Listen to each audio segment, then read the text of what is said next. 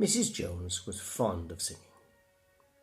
She had a good voice, except for the fact that some of her high notes sounded like a gate that someone had forgotten to oil. Mrs. Jones was very conscious of this weakness and took every opportunity she could find to practice these high notes. As she lived in a small house where she could not practice without disturbing the rest of the family, she usually went for long walks along the country roads whenever she had time and practiced her high notes there. Whenever she heard a car or a person coming along the road, she stopped and waited until she could no longer be heard before she started practicing again, because she was a shy person and because she was sensitive about those high notes.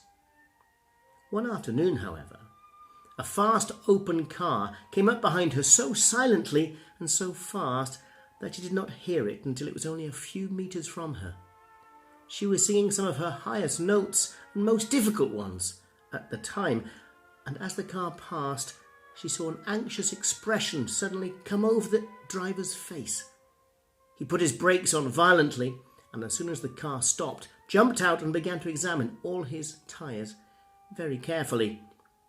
Mrs. Jones did not dare tell him what the noise he had heard had really been, so he got back into his car and drove off, as puzzled as he had been when he stopped.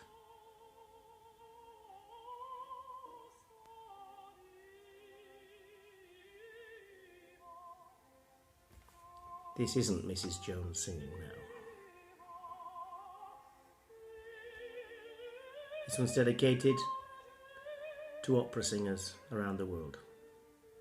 I hope you'll be able to sing in opera houses very, very soon. Stay home, stay safe, save those valuable lives. Thanks for listening.